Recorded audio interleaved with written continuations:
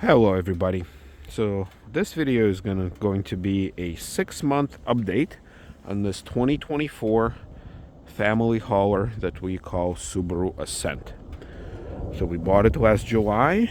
I've made some videos about it before, and actually it's been over 6 months. I think in January, some date in January, it would have been 6 months. And of course I have an airplane overhead, but that's natural. And I also just realized I did a pretty crappy job parking, so I apologize in advance, but hopefully there's enough space everywhere here that nobody will get offended. And I'll be moving it shortly. So, I wanted to make this video, but you know what? We had a weird winter. We didn't really get a whole lot of snow, like we got maybe an inch of snow. And I really wanted to do a video where I would talk about, its winter prowess and all that, and how well does it handle and all that good stuff. But in reality, there wasn't really a ton of snow. Like, you can see some of the snow on the ground now, but that's about as much as we got. Probably an inch, maybe, I don't know, an inch and a half or so. So nothing that any number of sedans couldn't have handled. So I didn't really want to waste my time and your time making a video for, off-road driving or anything like that. So here we go. Overall, it's a good vehicle. If you want to stop watching the video now, that's probably it. It's a good vehicle. I would recommend it. It is not, super off-roady. It is not super fancy. And of course, this is the base trim, kind of one above the super base. So it's missing some of the chrominess around. It's missing the fog lights. It's missing, I don't know. It's missing, obviously, the leather and all that stuff. We'll talk about it when we get inside.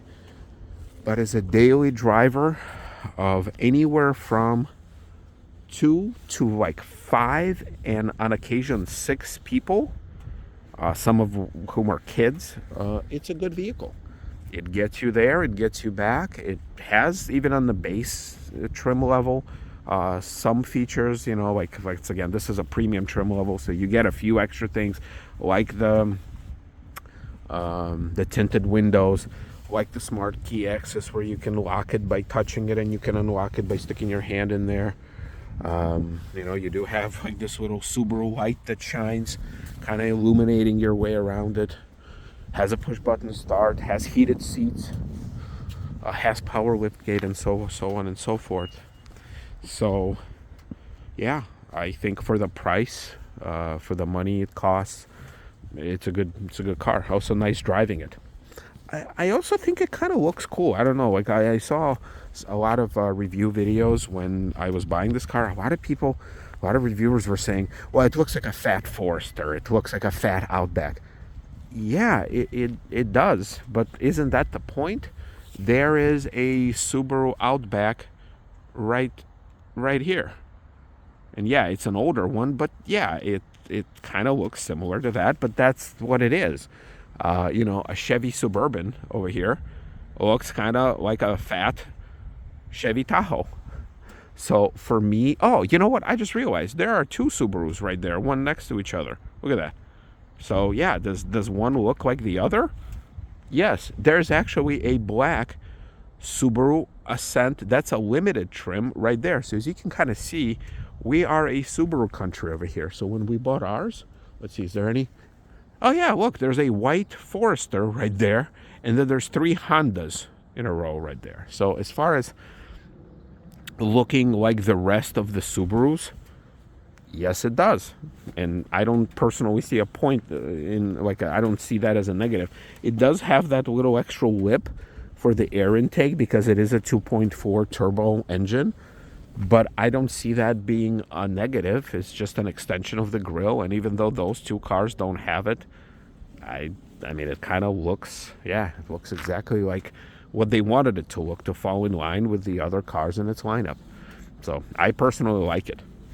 And you can even kind of see over there, you see one has a chromey bit on the one on the left, one does not. So, but those both have fog lights. So probably obviously from different years, from different, styles. But yeah, overall, I like the way it looks. It drives nice. It drives really solid on the highway. It doesn't get the sway, you know, when the car kind of gets pushed around by the wind. I don't get that at all. So it's a pretty solid driver, and it is an all-wheel drive, so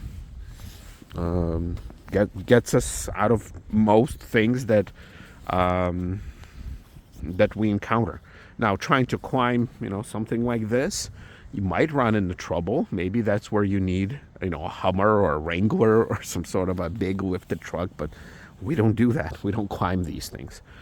All right, so kind of going through the back here. So once again, this is a 6 months update. Obviously, it's dirty. I never wash any of my cars as far as, like, you know, before I film a video about it. I take my cars to the car wash every once in a blue moon. But yeah, as far as, you know, kind of a daily living, I told you guys already about these floor mats that I bought on Amazon. Well, here's our trusty snow brush. It's, again, not a whole lot of use. But this is kind of how we roll. We got our son's Taekwondo gear. So this is, yeah, by the way, here. It doesn't really matter what's in the trunk, but this is kind of how we roll. We roll it in a 5-passenger configuration. So this seat, this double seat, 99% of the time, it's in the down position. And we treat it kind of as a 5-passenger vehicle with a big trunk. Now, it looks like something is stuck there, so I'm going to go and check and see what's in there. Yeah, and basically this allows us 5 people to comfortably ride. And there is, you know, I have 2 kids. I'll show you kind of in the middle. And this is how, and we all fit. You know, this obviously lifts up when somebody sits there, but it's either 4 more often than not, and on occasion 5. And this is our trunk space. And then I bought my wife this kind of a trunk organizer, which looks like some beach toys are in there, some extra hats, I don't really know what, a bottle of water, some change of clothes for the kids, probably her hat. I don't know, like I don't know what's in there, but you kind of get the idea. This is not a Subaru accessory. This is something cheap off of an Amazon, but I measured it. They had the dimensions, and yeah, this fits perfectly. So just prevents stuff from flying around. Surprisingly, this trunk doesn't really have a light that comes on automatically when the trunk is open. You can kind of see those lights. They stay off when the trunk is open, and there's nothing up here that lights up. The only thing that lights up here is this. But the problem is it's not automatic. You have to manually turn it off and manually turn it on. If you turn it on, it will stay on. It will not shut itself off. So, you know, I wish there was some sort of a more permanent light, like maybe somewhere here. Or, you know, even if this thing would have illuminated automatically when the doors open, but it does not. Maybe on a more luxury trims there are, but no idea. It does have a power outlet here. I guess that's nice for like a, you know, a pump or something like that. And it does get a little bit of storage, where, by the way, that snow brush, oh, you know what, I can't lift it because this thing is on here. Let's see. There you go. Got another bigger snow brush there and some de-icer. And still got a little bit of sand here from when we took it to a Michigan beach. So yeah, so that's kind of how we do it. We all fit. We got plenty of trunk space. We have everything here. And once again, on a very rare occasion where we have 6, or I don't think we ever had 7 people in here, but when we had 6, yeah, we move this away from here. Obviously, the snow brush will go back underneath when the winter is over, and yeah, we unfold it, and yeah, we get a little trunk. Obviously, with this thing out, you can kind of see not a ton of space when you have all 7 seats, but you know what? It works. It works for us. So I also love these buttons, the one that you can close it and lock it. I use it all the time. So we're just going to close it for now, and we're going to move our way in. And obviously it goes without saying that, you know, we didn't have any breakdowns. We didn't have any mechanical issues yet. Yeah, so this right here, once again, the winter is not over yet.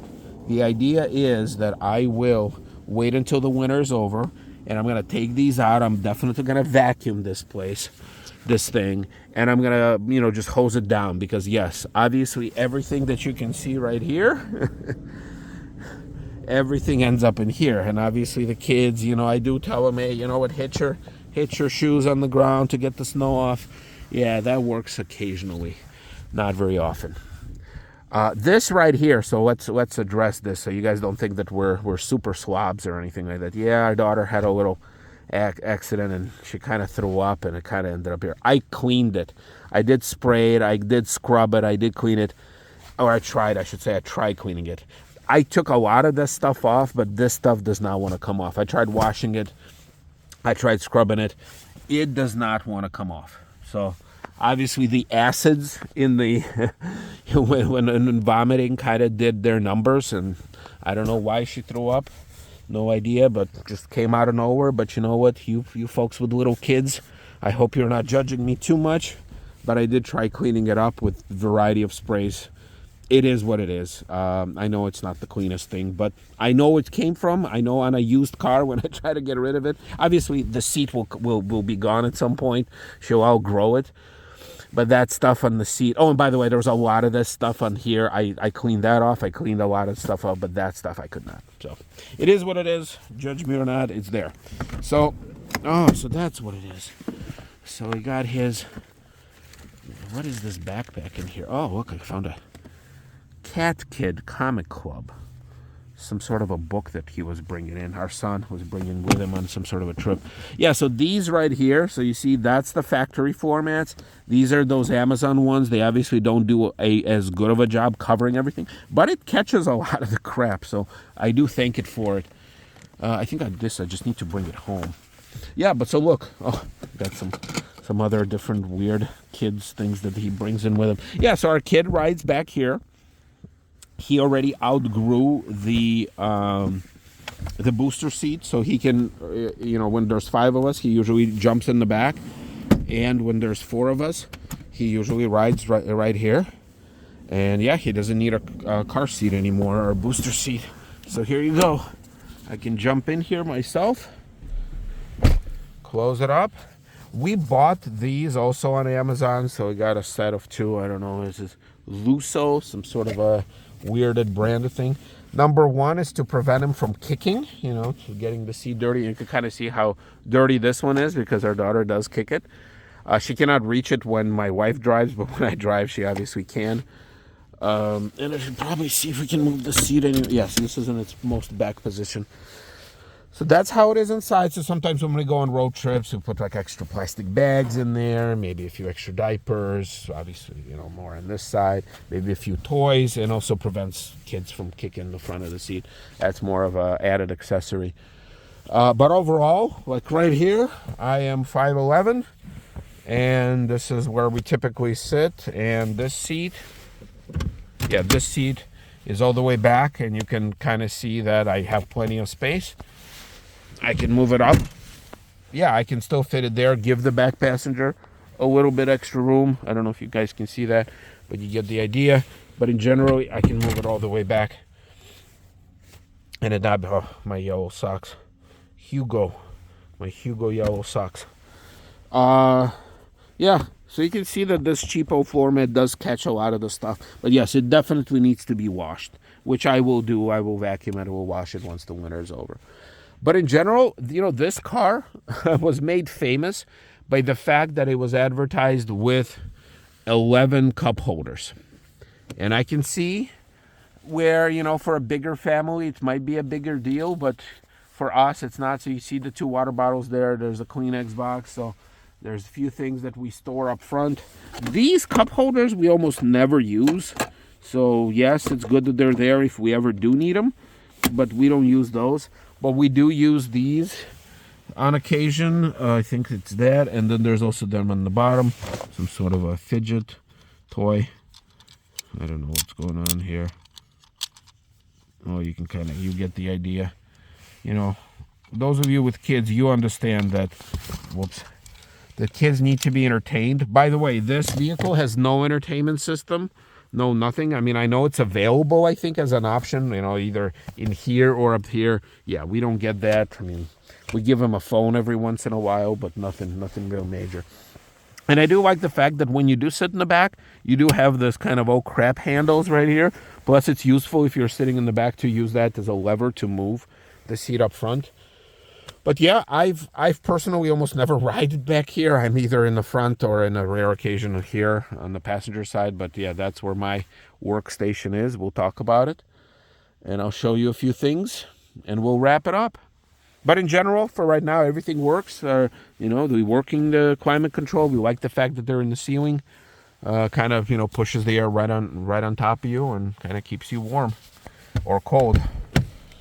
And once again, yeah, having a black interior, I like the black interior, but as you can kind of see, obviously, like I said, you know, if it was just adults here, probably this would not happen. But you know, kids, they kick, their feet fly around. Even our older one, he gets bored. He starts, you know, fidgeting and getting stuff dirty. But what are you gonna do, right? It is a fact of life. You know, before we get inside, let's look underneath the hood. I haven't actually looked underneath the hood for a few months, ever since I put some washer fluid in there.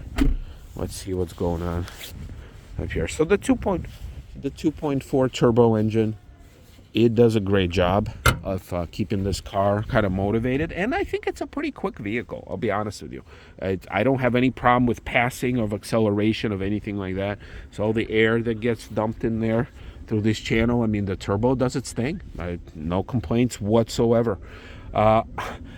When the winter is over, like before the next winter, I will put a new filter like here and for the in cabin, and I have a feeling it'll take me a whole 5 minutes versus the Ford Fusion where I'll have to do it again soon, and I am not looking forward to doing that because that turns into an afternoon project, at least for me.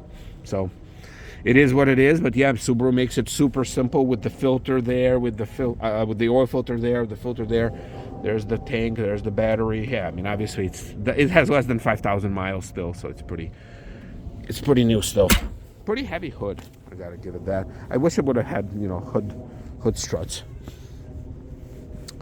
So let's get here. So yeah, you can kind of see, oh, it's actually 2 cup holders up here, so only one gets occupied. Yeah, you get a power seat here, which we don't have memory. I know in the premium, or no, above premium, you can get like memory seats. We don't. We just move it back and forth. A lot of salt, a lot of crap. Yes, I know. Not a whole lot you can do with that. So behind the wheel, this car has everything you need and nothing you don't. And here's what I mean by that. Remember I told you in one of the previous videos that the lane keep assist, is kind of dangerous. I haven't used it since, to be honest with you. The smart cruise control with the distance tracking, I use it almost every time. This stuff, useless. It's dangerous. I said it before, I'll say it again. It does not keep the car straight. It keeps the car bouncing from one line to the other as you're driving, and obviously it happens over the course of maybe every 10 to 15 seconds. But this thing, I would either recalibrate this thing, or I would just never use it, or don't even put it on the vehicle. You know, charge us less as consumers, but don't, because I don't know, if somebody uses this thing and it works for them, great. For me, it became a big hazard because you know, the car starts misbehaving, starts bouncing you, and God help you if there's another car next to it and it doesn't sense it on time. So in any case, so there's that. Yeah, you got auto front windows. Obviously, all power. This button still remains a mystery. Even in the most expensive version, this is a blank. And I think it's actually this and this are the only 2 blanks in the car. Now, this blank is for a 360 camera on the more expensive model. This blank seems to be a blank even on the most expensive model. So all around, it's just a blank. Here, everything that I mentioned to you guys before is a shortcoming, you know, kind of like what I love, what I hate videos. Everything still stays the same. So this one I hate, and I think it's dangerous. Let's start it up.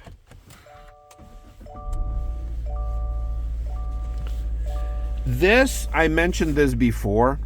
This screen is just, it's very slow. It's got good features. I know what they were trying to do, good intent. So, like, look. Oh, you know what? It works way faster now, probably because it didn't go into like the power saving mode when the car sits. So right now, nope, there it is. There's the lag. There's the lag. Okay, now it's working. Yeah, you see the lag? There you go. Okay, so I like how I can demonstrate it for you in real time. Yep, there it is. So whatever processor they put in this thing, it's old, it's outdated, it's slow, it's cheap, whatever you want to call it, because ultimately This screen does everything for you. Everything from heated seats to climate control to everything else. And when this thing sits overnight, and I think it goes into like the power saver mode, whatever it is, like when the car like really shuts itself off,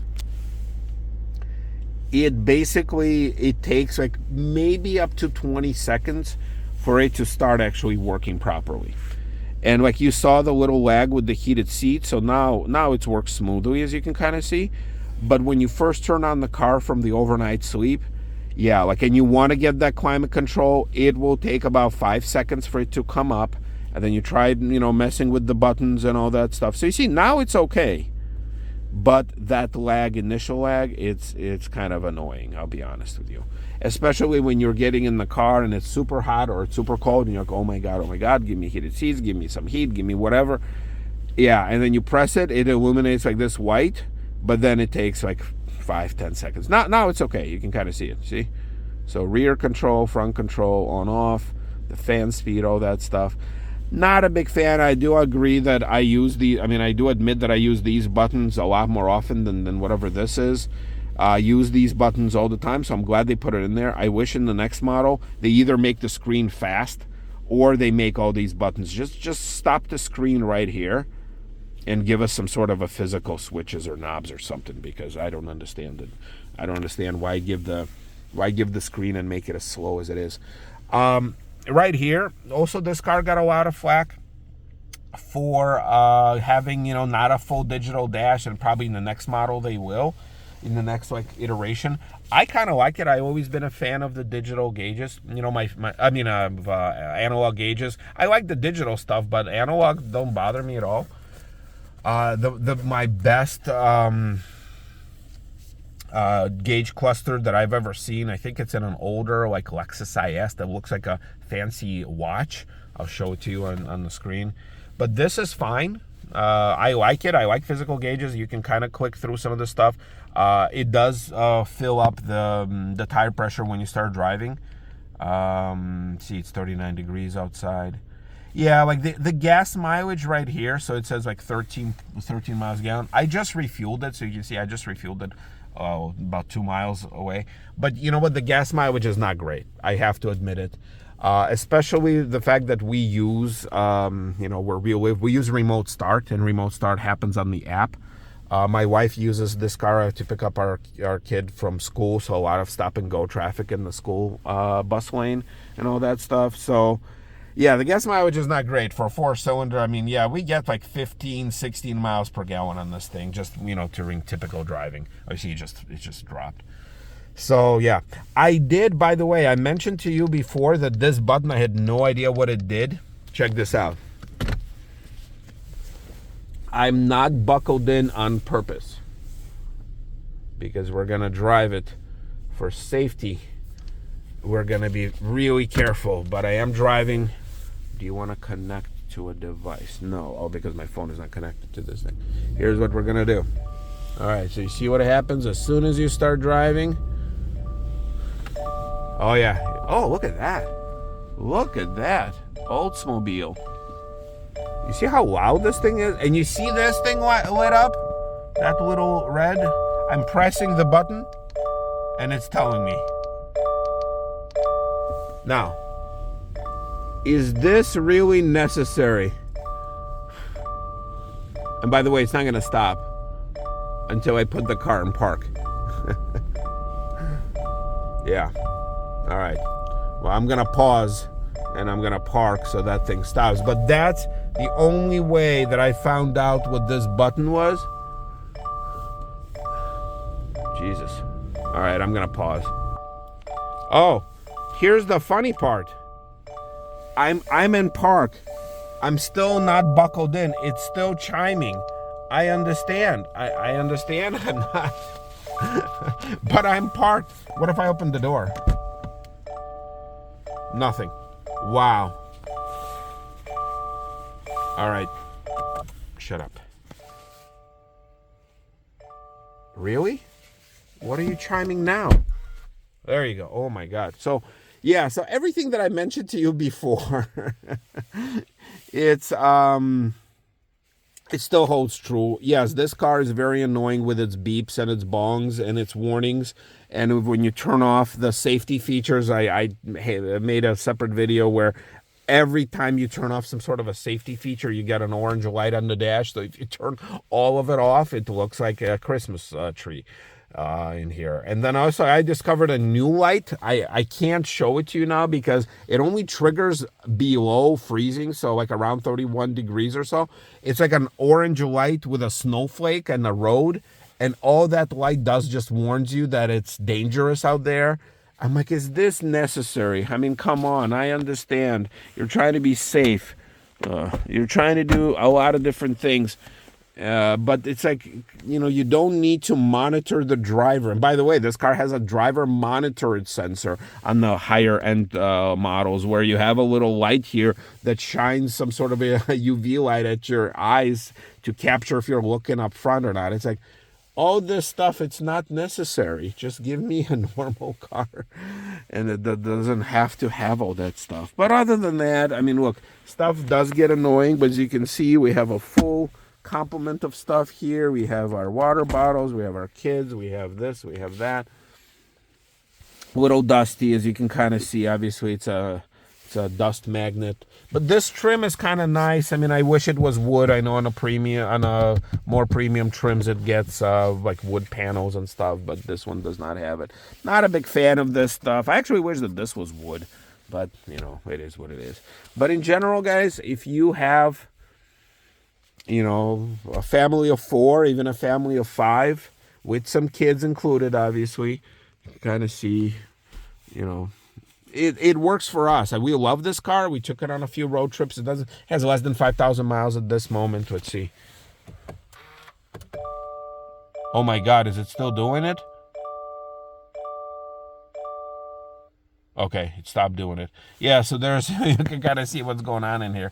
So you get a little extra light, like right here, with a snowflake that basically tells you what's going on. Yeah. Oh, it actually tells you when you get, whatchamacallit. Yeah, when it's below freezing. But you can kind of see all these lights. They all illuminate. So these two illuminate, and these two, whoa, and these two illuminate. Sorry, it lost focus.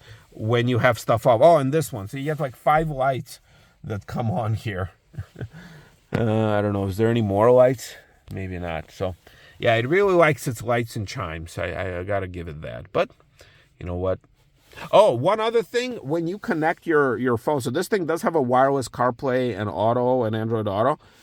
When you do have your phone connected and you have a navigation system, one of these things, now it's not going to show you now, but one of these clicky selector, turns into a turn-by-turn navigation system. So almost like a little heads-up display. Now, this one does not have a heads-up display, but this is the closest it gets. It gives you basically what's on the screen, just your next turn, the distance on the next turn. I use that all the friggin' time.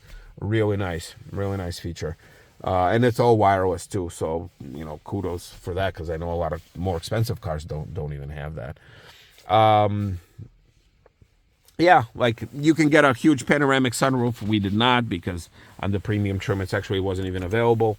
But yeah, everything else, like I said, you have about 40 grand to spend. This is including taxes. See you. That's kind of what we do. I recommend this car to a lot of people when they ask me. I also don't understand, why do you have 2 lights? Why do you have a little light that has the door open and you have this bigger color display that says the door open? So again, very strange decisions. But all right, this is our review. This is my review, I should say. Good car, some faults, but, you know, no car is perfect. But for us, this one looks great, drives great, feels great. Hopefully it serves us well for many, many years. And we have hopefully some road trips to take over this summer. See you, everybody.